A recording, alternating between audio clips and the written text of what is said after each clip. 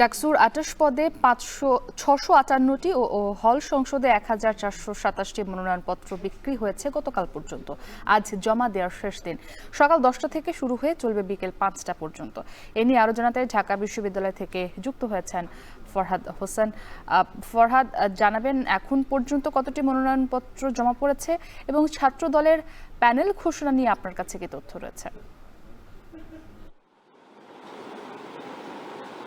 আচ্ছা, শুরুতেই জিজ্ঞেস করছেন ছাত্রদলের প্যানেল নিয়ে। নানা জল্পনা কল্পনার পর কিন্তু আজ দুপুর ১২টার দিকে তারা তাদের প্যানেল ঘোষণা নিয়ে একটি প্রেস ব্রিফিং করবে ঢাকা বিশ্ববিদ্যালয়ে। তখনই জানা যাবে ছাত্রদলের প্যানেল থেকে কারা কারা নির্বাচন করবে ডাকসু এবং হল সংসদগুলোতে।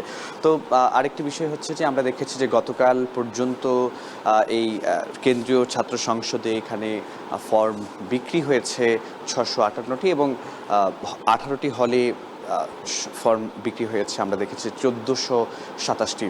তো সব মিলিয়ে উৎসব মুখর পরিবেশেই আসলে আমরা বিগত দিনগুলোতে দেখেছি। আজকে যেহেতু একদম শেষ দিন জমা দেওয়ার, আজকেও আমরা আশা করছি বা ধারণা করা হচ্ছে যে এখানে একটি ব্যাপক উৎসব মুখর পরিবেশ এই নওয়াব আলী সিনেট ভবনে আমরা দেখতে পাবো।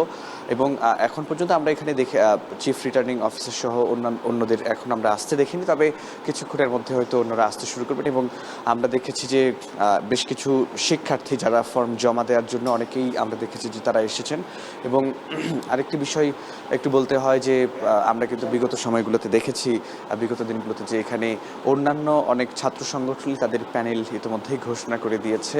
বিশেষ করে আমরা যদি বলি যে বাংলাদেশ ইসলামী ছাত্র শিবির থেকে শুরু করে জাতীয় গণতান্ত্রিক ছাত্র সংসদ এবং বাম সংগঠনগুলোর যে জোট, তারাও কিন্তু প্যানেল ঘোষণা করেছে। এবং যেহেতু জাতীয়তাবাদী ছাত্রদল একটি বড় ছাত্র সংগঠন, তাদের প্যানেল ঘিরেও কিন্তু নানা রকম জল্পনা কল্পনা রয়েছে এবং সেই জল্পনা কল্পনার অবসান আজ ১২টা নাগাদ প্রেস ব্রিফিংয়ের মধ্য দিয়ে কিন্তু শেষ হবে বলে আমরা ধারণা করছি। এবং আরেকটি বিষয় বলতে হয় যে এই ক্যাম্পাসে শিক্ষার্থীরা যারা রয়েছেন তারাও কিন্তু এই ডাকসু নির্বাচনে তাদের যে পছন্দের প্রার্থী তাকে ভোট দেওয়ার জন্য মুখিয়ে আছেন। এবং আগামী যে ৯ সেপ্টেম্বর ডাকসু নির্বাচনের দিন ধার্য করা হয়েছে ভোট গ্রহণের, সেদিনই ভোট গ্রহণ হবে। এবং আরেকটি বিষয় একটু বলতে হয় যে এখানে ছাত্র সংগঠনগুলো তারা কিন্তু শেষ পর্যন্ত যেন সব কিছু ঠিকঠাক রেখে যেন নির্বাচন সম্পন্ন করা সম্ভব হয়, সেজন্য কিন্তু তারা জোর দাবি জানিয়েছেন। এবং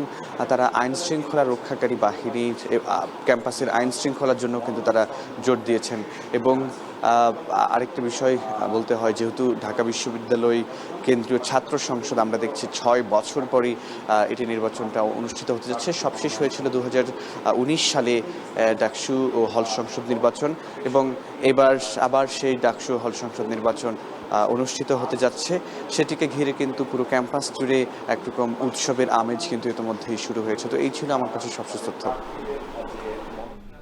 ফরহাদ বিন নূর যুক্ত ছিলেন ঢাকা বিশ্ববিদ্যালয় থেকে।